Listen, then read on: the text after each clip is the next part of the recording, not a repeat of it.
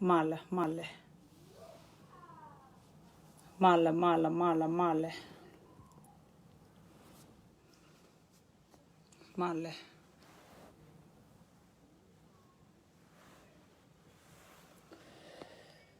Nyansio, malakal shuolwag, male, male, male, male. Please like and share, likes and share. What talk about unique things about Nuer today? Why me already and need married Nuer girls? Nyalo yet hello, sweetie. Nyakir kakir mala mala male male male Nuer goy kon baka la today. Shabanyal go goy wuni shangi. Aman ranya loy DNP, you know that. Ranya loy got a pin. Please likes and share, like and share. Ko likes kash ko share, likes and share. Me take a pen, me the tinbo. Ko invited. Shen be janya long. Goy into the Nuer, I believe me yanke. Ko la wala raja to okaram kel. Ba ko la wala da ne don't want. Nuer goy kun shen ka da long ka lot. Ko Nuer shat ka me lot ko wun Nuer shangi. A meda kula banyala wun Nuer ka ke. But ko shi ko bon banyala manatek. A mana ma bana win mon pala bana la da kon. Nuer la banya matok. Nuer ka nyar to no gwa de pit kon te mana garan chana banda brek.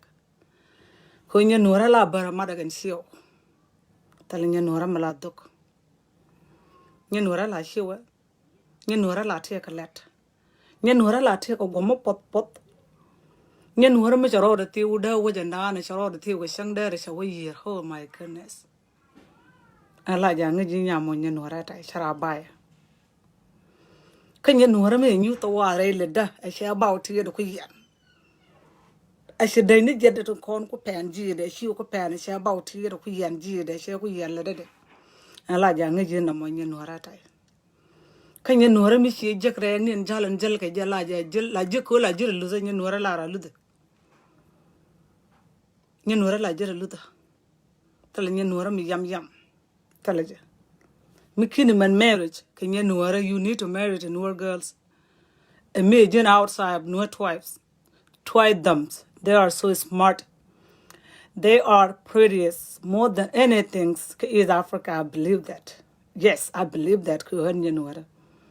She akanena kamaro li Nuer term. Oh, mulet kana. Nuer gwad mi she wutin chara baye na mo kwa Nuer. Nuer la family da protects. Nuer la liu ke shoot a day. Chaja kwa ye wut. Cha Nuer longo ku jen nen jen ma ku me kan Nuer kan ka tia long tin. Ko Nuer cha kok. Nuer ni to wan we ke je long rai da ka South Sudan go da ran kun ke Nuer a bokulu kwinde ne konon kula Nuer. Tin wuna you sure gara da yene ku no lo na bol. Da yen kun ke ne kon Nuer yen gara Nuer. Yes. Ko Nuer dago bo gwada. Nuer la family do lose. Nuer la share more than you love them. More than the way you love your parents. Nuer la ka tweede ke je. Ko la je lu do ne ko do Nuer she ja banya pin ko jin por. Si Nuer ja pele ko jin chant. They will fight for you. Nuer they know how to handle a man, I think. I believe that. Ku ne nga jo da ran so handle it kon Nuer. Nuer no go garara de ne sing shi no nga gadu Nuer take forgiveness me did. They are. Who can wuna forgive along. Ku aka heard a lot wuna. But take a forgiveness ko jen changi ke culture. Nuer nga ja tat tala gwashi Nuer ko da tal tene nga dong yang ko ya. Ko Nuer changi ja man la ja ni chen ken ko ne ro ben pi ka western world ti to rom kon god ka western world ti la ja twa yo be gadjin yes. Nuer changi ja man. Nuer ya ta de kon me dak. Nuer me kon ta le jeg la jo ka sha me nyako man. Ko man bi wo jek tomorrow she gura ba ko da kan man nyet. Nuer nyal. La ja ne me sha me kap kula la dan teme. Yes, la ja ne Nuer nyal long han me she Nuer go ler. Yeah, I believe they ko man to one me on wit. Kade ko kwen re nye Nuer ko mi shaka gwe lela loy da te da long ko Nuer. Loy da te da long ko raja kan to ko ma kala loy da te da long ko changa chak kan ponyo.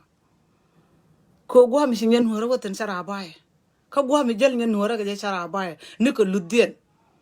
Nye Nuer mi shi jida ko da chang chi ko te ja gol kut. Nye Nuer mi chang chi rungu shara da po ko da mat ko pi gwa gu jitin.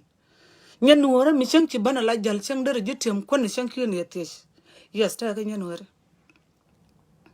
Nye Nuer da liu ka bot da ko da top jal ka te ko kiyane. Da nye Nuer liu ka bot. Da ko na mo da kam jal ka te ko kiyane. Ko bi jal ko mit ka ja. Nye Nuer mi si woj ban ka mi jukor ban ka wojamo. La nyar ho di na tol. Ba ti dial ba ka lat already ka shi Nuer. Tala nye Nuer me la tiai ka tala nye Nuer me la kon ne cham karwade. Wa mi chane ko nglet. Nope. Nye Nuer mi sa gar wo ja gwadon. La ja gore gar to ba ka gwit safe until chi ka chop ka shi ma ke. Nye Nuer shi dar. Nye Nuer shi jitel. Nye Nuer mi chop gwa mo lot ko ne dung Nuer tin la joje nye wo jata. La joje nye wo jata. Ko wo be Nuer be kal sere be kwet nye Nuer ja nok. La ja la re cha kal sere de kwet ka. Nye Nuer la hana la re korman ka te dial. No matter what champion ko kon pe nyune nye Nuer korman ka te dial. True nyire. Please like and share, like and share, like and share. Nye Nuer korman ka te dial. Eng ba kon ban chot pe wala shi kon ban jige nye Nuer lo na jok. Ngode feel proud. Feel proud. Ko garden si dap si ka dap krem Nuer. Feel proud atai. What about you? La ja guju ngode la o guji shi dit but ngode point there go.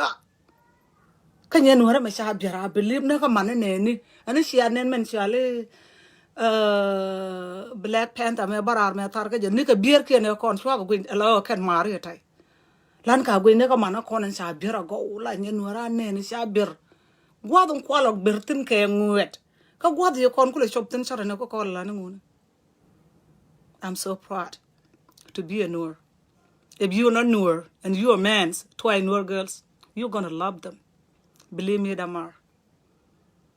She be get disappointed because we know how to handle a man. We do know that. Konye Nuer. We are so pretty. You know that. And you look at us. We know how to cook. She show ko yikana tat nye Nuer show that tat. Again ku una la banga kem ko she ne ka let. She nye Nuer show da shonga kitchen. Nye Nuer shang nga gor yang bi ka muktap. Me shop chang la tat la family da tat ka yang gor. Yang maro li shang kan man dial nyir dial ngwaran konan ta ka maro mi ran chop dor yen. La kuna to bi nyura. Bagan mana kam kon nyura. Ba kware alaka bagan mana jigo kona ka kitchen nyura gan man ko nye Nuer sha ngi lundu men kwe la kona to be nyura sha to be shunga en cha gore jin doctor e doctor nye Nuer sha ngi doctor nyangade shal je doctor nyangade misha ban ka family da la ja respect more them her title ka title men jalga yes me kana man wallo do no why toy Nuer girls. Do you understand what I'm talking about? Oh, Nuer girl take a kid. Ka gwal kwala gwi ni dore shi gwarban madda ka shi kona ben ngeja go. Bigo kula wani ma ku kar hodna ka kona ne ka mana kon. Kanya Nuer te kula wa banta bigo kula wani. Go e kien ba ko kula lelte. Yes. Nya Nuer shi jaw kien kok da mandan. Mitade shi tane nya Nuer ka. La wital ke nyer juri yen wuna Nuer ken wi atet ke nyer jura ke kan tet ke nyer Nuer ko ngai rane nyer Nuer elek e ko everything ke lu ngeje nyer Nuer shawda shunga kitchen nyer Nuer e kwanci ada chamala oda feel proud ke je no da re chama te ke de nyer Nuer la gat shi ada diala tade ka la ka mo ka ke dial nyer Nuer men se nyur jo chinga nyur ke wut jo chinga elinya roi elinya je poinde Lara kabane ke yeke malada right ke le walat kan jojo shin kan wut ko nyen Nuer shi yam Nye Nuer she yam yam. Nye Nuer nyam lutrode. Muraja ke ulara pele pinya bara palping. Kanye Nuer la kaja gweja no wang wuda. A bed del gwen wang wuda. Pala me shilingli na ben nye ke body language. Nye Nuer ngaja body language ni wis. A me wuda shiro berlot ke jalaja ngaja no wane. Shang berlot ala wanang tine yo. Kanye Nuer mukukala ban bulin. How, Lord? Mishaka nen ban bul nye Nuer la ya tiama la loja wuja nyok loja kanata again. They were bull too. Ko nye Nuer ne men be bull. Nye Nuer ne men sha adam, nye Nuer ne men be bull in sha ledo ko moy ka tik. Shi nye Nuer ra bai gwa shi wo bull tin. Yang te bull yang jala Nuer ko ra e bol ne dangde. La janga ke nye Nuer tai. Ko nye Nuer cha kal sha pele ruich. Gwa che wotin she pele ruich ko ne me rol ta den. Ka wuna Nuer ra na wane ne. E she hande turuk nye Nuer yang turuk shi mu cha kal sha pele ruich. Ko her dignity sa ja pele ruich. Changa turuk shi mu shi nye Nuer kal sha pele ruich. Nye Nuer lu de wut. Chang me wuna ka ban pal ka United States lar ka je man Nuer shi kan ya wuna lut. A to wuda kela dong cha dam ram kel ke nyen ka inject la de. Shi nye Nuer, shi chan nye Nuer. Ko nye Nuer gwa dan cha nyi tla ja nyor ka roi cha long ka dech. Bal mi cha nyor ka roi la ka bana ka kel. Ko nye Nuer shi agoro wo ba kwet. Nye Nuer lo ko bor. Nye Nuer lo ko wo ba kwet. Ne karoda ho nye Nuer. Shi na agoro brana kwet. La ja agoro mi roi mi tung ne koran ba ko lat. Aja la gwe nye Nuer dialo. Ko nye Nuer shi goy de tuk chang cha wo gwa dom. Nye Nuer sham je shi mani chang cha wita dien. Aja la wa nyala tung. I'm so proud. Wo baro de choli gan siang Nuer, I'm so proud. Ka wo baro de choli gan nye Nuer. George Dio, thank you. You are so beautiful, Nyamar. You are. Ne wo chang chol chang chagala o Nuer. Sometimes I feel proud along. And I feel proud along. Now word Juba, thank you, Gura, thank you. Thank you. Thank you, Nya terrible. Thank you, sweetheart. Yen Joshua, thank you. Yes. Ko kon sia ne berlat cha ka liu kon Nye Nuer goy da yen wuno ko.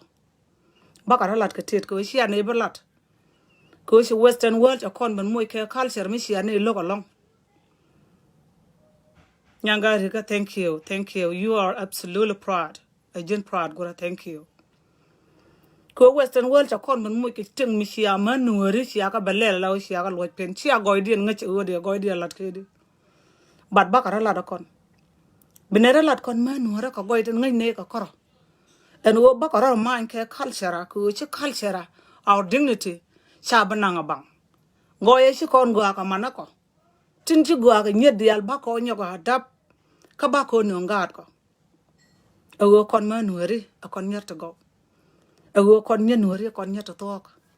Wo kon Nye Nuer chen chege nyal Nye Nuer chege me la ta the left. La ja gwa da ne lede la chole bata ko gomu pot mo gwa mi chang ne jen Nye Nuer chang ga dong ni mani shop ko 40 50 ni la ran guji chara ke tuene mara me sheban mat ko reg la ja guji ngore long ke gat ko Nye Nuer sha mor set ka me cha la chengi Nye Nuer sha mor ring ne me sha mor sha kom tena man kana gon se mana ra la ka go she chu ngie everything ke lu cha la de Melanado kun ka man Nuer ka lana kun ka Nye Nuer me jin outside tribes and Nuer tribes you need a twice Nye Nuer believe me you're not gonna feel sorry damanda be feel proud e be lar one day you go along we sha kun ka Nye Nuer ko Nye Nuer chi men chonga kitchen Nye Nuer men gura ka jikora wo thank you Belar, thank you. Nye Nuer gur na attention ki jiwo bi ngaje no shek da rama go that's it. Chine gur tin ngon. Peter gar kot call me. Ngadi page na no ngade chana call. Page na call. And ware ke nya juk TV shenare ke ngade ke view live. Shenare ke view live. Again the reason why shena abo call shenare ke view live. Ware ka gwadum tit.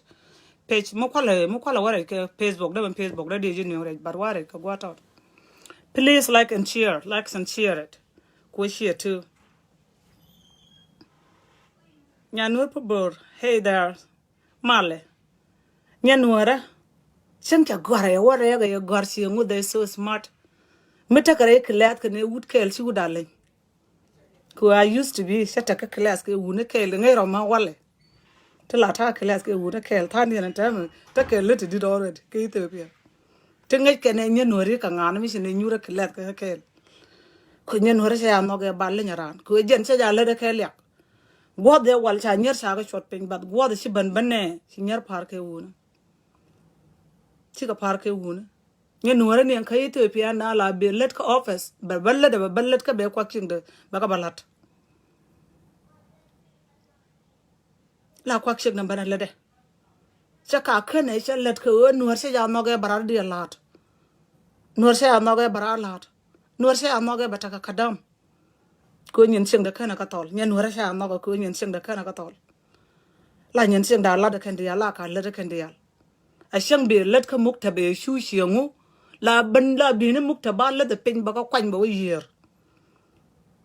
la bi ne muk ta ba le de pin baro mo ke bi ne tat ba wo ke kitchen batal ba shawra tarika ka wo ga muk ta kel ni kan Ethiopia na kan mo ko Sudan. I don't know what's going on ko Sudan but Ethiopia ta la nyin man wara ne na ka gambela na ne ta tin la lu de pin ko run wangan we would go chen bi bantal ka bi alos ka muk ta kel yen je ka yo bo ban sang bantal ka jen ba dot reg no buy no kon ni to ka lat ban nyin wara la ban ni shi ne ko gat ka de sang ba ka ban ta de ka shara gora let ko de kwet dar wa she nyin dara tol nyin wara ne ko da la du la ro de je ne ka tade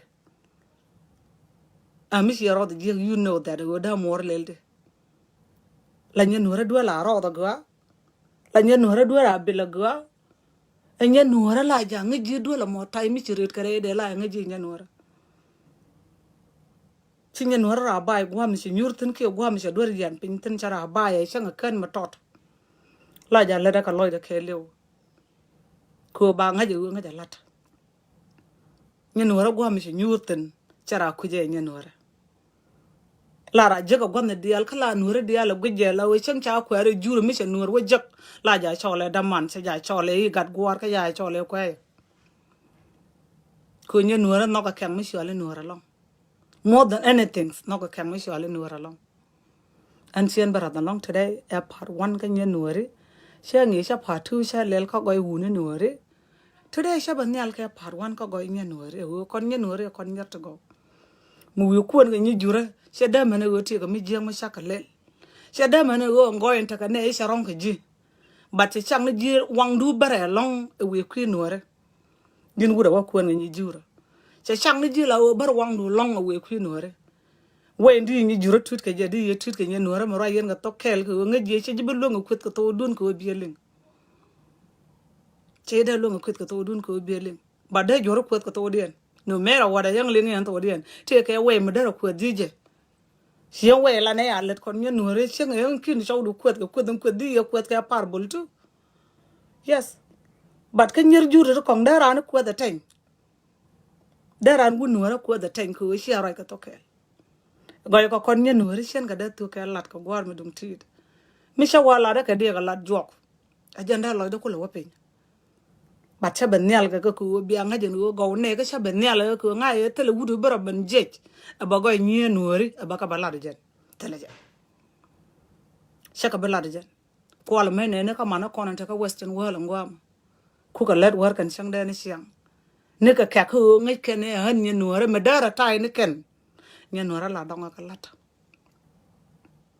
nyi nuora cha ra ni nyot nyi nuora gwa me shop ko dara tere be tuk ko jena wat chang mala wun nuora ja duwe che ja duwe je ko te ko madala ni jala lu de ne je ko nya nuora lu da kekde no go balare nyanga ngu lu nya nuora je long che wo te ko medin me de wuni ja po de nya nuora a mi shi shaw du je ka ya ka je ara ne ko ke la mu do kwani jode la ja ngi nya nuora che da man baro bi shaw do ban ko la nya nuora la shaw da lu ke ba mut kwan jode te ko she gwar ma la man me da la we she mut kwan jo she da ko wa yat ka de shaw de jibima chu ne de ka nu ku shaw de ben yat chu ne ngwan ja re de ko we nya nuora chu shaw da ka kana yat chu na bot ko dunga ni jura me dan der puro gad ka de jien ban nya Nuer charande ne ku de ba kana che lech a ba kana che mu do kwan ki ba kana che dunga kwan ku nya Nuer wat cha ja ka 2002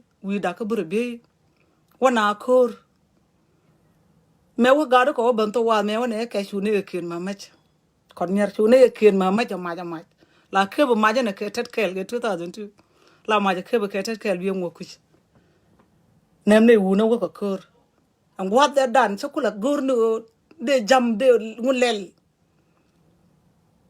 e ngo go nya Nuer